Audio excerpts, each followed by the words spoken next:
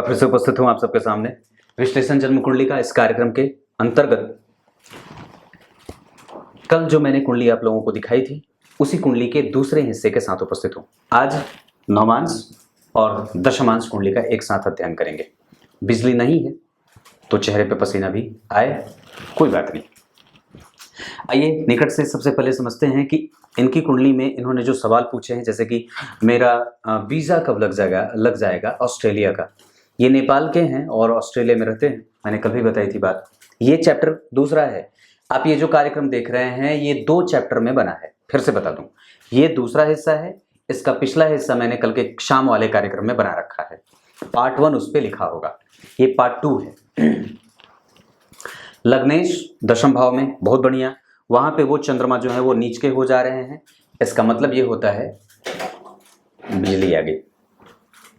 इसका मतलब ये होता है कि अगर लग्नेश यहाँ पे उच्चाभिलाषी थे तो यहाँ पे वो नीच के हो गए, परंतु मंगल के केंद्र में आने के कारण व्यक्ति का व्यय संतुलित होगा और वो दूर जा करके थोड़े बहुत मेहनत के बाद अपनी सफलता अर्जित कर लेता है। पर इनकी कुंडली में विदेश जाने का बहुत अच्छा योग अगले वर्ष के मार्च से आ रहा है। इसका मतलब है कि आपको प्रयास करना चाहिए अगले वर्ष के मार्च में। और टोटल तरीके से अगर देखो तो 22 के नवंबर से आपकी कुंडली में नौकरी मिलने के योग भी बन रहे हैं। नवमांश कुंडली का विश्लेषण अगर करूंगा अलग तरीके से, तो लग्न के अधिपति स्वतंत्र रूप से लग्न के अधिपति का 12 में जाना और 8वें भाव के अधिपति के साथ जाना, ये स्थिति विदेश सेटलमेंट के अच्छे योग बनाती है, भले ही मन लगे ना लगे। सूर्य और बुध का नवम भाव में बैठना ये बहुत ही संतुलित और बेहतर दाम्पत्य का इशारा और भाग्य का बलवान। मंगल राहु के साथ, और राहु यहाँ तटस्थ, मंगल अपने मित्र की राशि में, जहाँ के अधिपति गुरु इसे देख रहे हैं। मंगल गुरु की राशि में, गुरु मंगल की राशि में, परिवर्तन का योग। और साथ ही साथ अगर आप बात करें तो शुक्र का सप्तम स्थान में अपने मित्र शनि के साथ बैठना, जो द्वितीय भाव के अधिपति हैं, दाम्पत्य की अच्छाइयां दिखा रहे हैं। परंतु सप्तम भाव के अधिपति बुध जो है वो जन्म कुंडली में किसी पापक ग्रह से प्रभावित नहीं है, शनि से देखे जा रहे हैं। या फिर अगर इसको न माने तो सप्तम भाव के अधिपति का नवम भाव में जाना, दाम्पत्य में बंधने के बाद व्यक्ति के जीवन में जैसे ही पत्नी आती है दाम्पत्य आगे बढ़ता है और बेहतर भाग्य का बल मिलता है। नवम भाव के अधिपति का नवम भाव में बैठना, एकादशवें भाव के अधिपति का 7वें भाव में आना और मंगल से दृष्ट होना या मंगल का केंद्र में आना आपकी कुंडली में कई तरीके से लाभ के संकेत दिखा रहे हैं। संतान थोड़ी विलंब से या ऑपरेशन से होती है। और एक बात और भी कह दूं तो ये स्थिति बहुत ज्यादा बेहतर बन रही है। दशमांश कुंडली में शनि राहु केतु का प्रभाव जन्म कुंडली के दशम स्थान पर संतुलन पैदा करेगा और बुध के साथ चंद्रमा का बैठना भविष्य के दूसरे छोर में मतलब जब आप एक राहु की दशा के बाद जब आपकी कुंडली में गुरु की दशा आएगी तब आप चाहें तो खुद का कारोबार भी स्थापित कर सकते हैं। अब इतनी सारी चीजें मैंने बताई, जैसे कि जन्म कुंडली में सूर्य और बुध का यहाँ बैठना बेहतरीन जो होता है वो कम्युनिकेशन होता है। यहाँ मंगल के साथ राहु है, दूर जाकर के ही आपका दाम्पत्य फ्लरिश होगा। शुक्र के साथ शनि का बैठना ये बहुत अच्छा होगा और गुरु के साथ चंद्रमा का बैठना थोड़ी बहुत कमजोरीपन के साथ व्यक्ति आप बाहर ही रहेंगे। दशमांश कुंडली में गुरु का स्वग्रही होना और बुध और चंद्रमा जैसे 2 व्यवसायिक वर्ण के ग्रहों का दशम भाव को देखना आगे चल के व्यक्ति को खुद के व्यवसाय में उतारने के संकेत दिखा रहे हैं। अब मैं एक बात आपको समझाता हूँ। आपकी कुंडली में 2041 मतलब आज से 20 साल बाद आपको व्यवसाय में उतरना चाहिए। उस समय के हिसाब से आपको फूड इंडस्ट्री में भी काम मिल जाएगा, और नहीं तो किसी भी तरीके से आप अपना कोई भी कारोबार स्थापित कर सकते हैं। सॉफ्टवेयर के क्षेत्र में भी आपकी कुंडली बहुत अच्छी होगी और साथ ही साथ आपकी कुंडली सबसे बढ़िया जो है वो मसालों के क्षेत्र में और उसके अतिरिक्त मैनेजमेंट के क्षेत्र में भी आपकी कुंडली आगे बढ़ सकती है।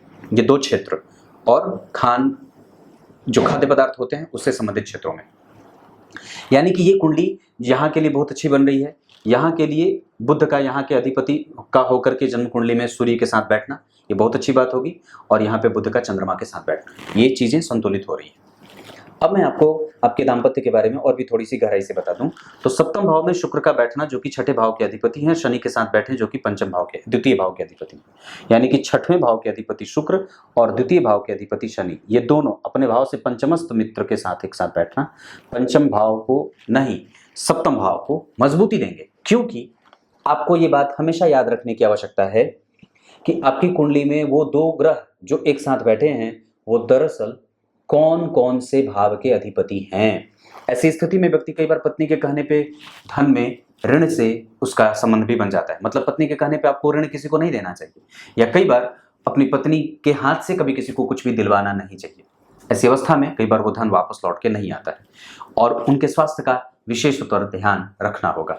यहाँ पे राहु मंगल के साथ बैठे हैं, थोड़ी बहुत आगजनी होती है, कभी कभी छिटपुट घटनाएं, वो एक सामान्य सी बात होगी क्योंकि यहाँ पे मंगल जो है वो क्रूर पापग्रह होकर के शुभ ग्रह की राशि में बैठे हैं, शांत होंगे।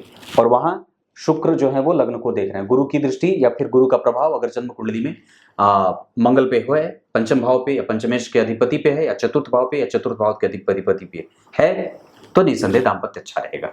ये आपको ऐसे नवांश देखना चाहिए। तीसरे भाव के अधिपति जन्म कुंडली में अपने भाव से पांचवें गए हैं, मित्र के साथ बैठे हैं, दोनों ही तरीके से उनकी स्थिति अच्छी बन रही है।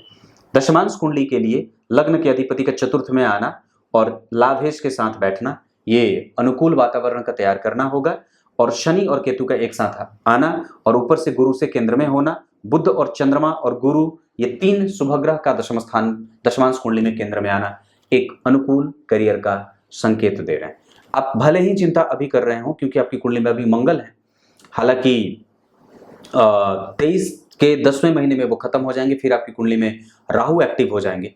और मैं जहां तक समझता हूं कि अगले वर्ष से राहु आएंगे और आपकी कुंडली के लिए राहु के बारे में मैंने विशद विश्लेषण कल कर रखा था, अब उसकी आवश्यकता आज नहीं है। तो इसका मतलब है कि आपकी कुंडली में अब मैं इस बात पर फोकस करूं कि सबसे मजबूत ग्रह कौन बनता है। आपकी कुंडली में सूर्य यहां भी अच्छे हैं, यहां भी अच्छे हैं, और सूर्य आपकी कुंडली में यहां भी अच्छे बन रहे हैं, थोड़ी बहुत कमजोरी के साथ यहाँ पे, लेकिन यहाँ ठीक ठाक होंगे।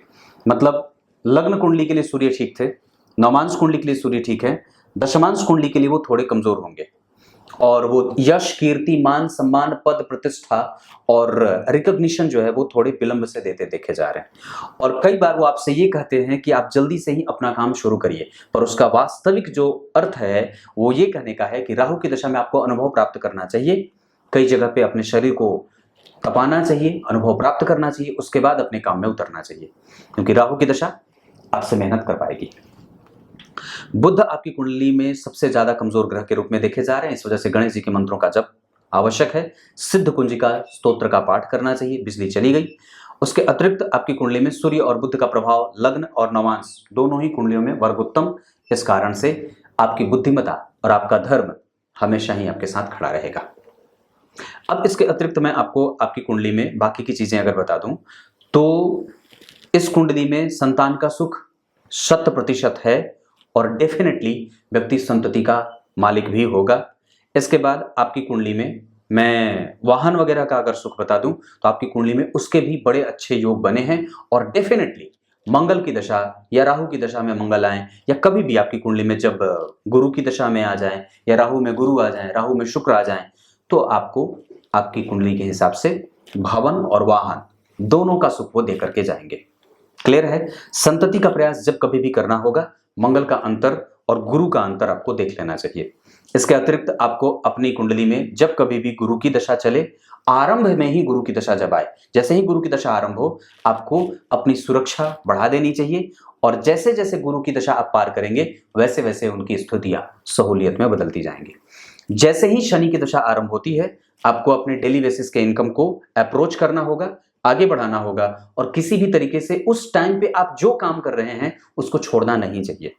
जैसे जैसे शनि की दशा आगे बढ़ेगी, अपने आप को आप और भी ज्यादा कंटिन्यूअस उसी काम पे बना करके रखिएगा। शनि की दशा को किसी भी स्थिति में ढोने की आवश्यकता पड़ेगी।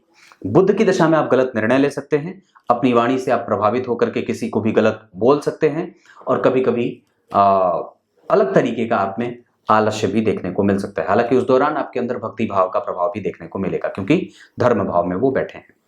जब कभी भी शुक्र की दशा आए तो आप ऐश्वर्य, सुख, समृद्धि और लीगेसी से संबंधित जितनी भी चीजें होती हैं आप खरीद सकते हैं। चंद्रमा की दशा में आपका मन शांत रहे, आपका कर्म क्षेत्र ठीक रहे और अनुकूलता आपके साथ बनी रहती है। गुरु की दशा में आपका धर्म वृद्धि हो, संतान को यश मिलता है, संतान के परिणाम बढ़ते हैं, संतान से संबंध अच्छे होते हैं, कुटुंबजनों से लाभ होता है, छोटे भाई बहनों का सुख प्राप्त होता है, बड़े बुजुर्ग और पंडितों का आदर सत्कार व्यक्ति से होता रहता है। ये सब चीजें आपकी कुंडली में बनती है। इसके अतिरिक्त मैंने इतनी सारी चीजें बताई, बाकी की चीजें मैंने कल बता रखी थी। 2 अंक आपके लिए अच्छा होगा, सोमवार और मंगलवार का दिन आपके लिए अच्छा हो सकता है। इसके अतिरिक्त मीन राशि और वृश्चिक राशि आपके लिए अच्छी हो सकती है। कमजोर हो सकती है सिंह, धनु, कुंभ और मिथुन। इन राशियों से बच के रहना चाहिए। इसके अतिरिक्त आपकी कुंडली में जब भी कोई काम करना हो, वृषभ राशि के लोगों से आप हमेशा ही भरोसा कर सकते हैं। वृषभ राशि के लोगों से आपको लाभ हो सकता है। कुछ इसी तरीके से आज के कार्यक्रम का समापन करते हैं। कुछ पूछना होगा मुझे बेझिझक पूछ लीजिएगा। आपकी कुंडली में परमानेंट विदेश सेटलमेंट के योग हैं और मैं दोनों ही सवालों के उत्तर दे चुका हूं। सबसे पहले आपकी कुंडली में 22 के नवंबर में पक्के तौर पे नौकरी मिलने के योग बन रहे हैं और उसके बाद 23 के मार्च के बाद जो 26 के जुलाई तक वीजा सेटलमेंट का योग बनेगा। हालांकि उसके पीछे कई सारे कानूनी प्रक्रम होते हैं जिसमें आपकी कुंडली आगे है। लड़ाई कभी भी कानून की होगी, जीत हमेशा आपकी होगी। कुछ इसी तरीके से फिर से एक बार बोलता हूं, कार्यक्रम का समापन करते हैं। तब तक के लिए इजाजत दीजिए। कल एक बार फिर से उपस्थित होंगे। बिजली नहीं है तब तक के लिए बहुत बहुत नमस्कार।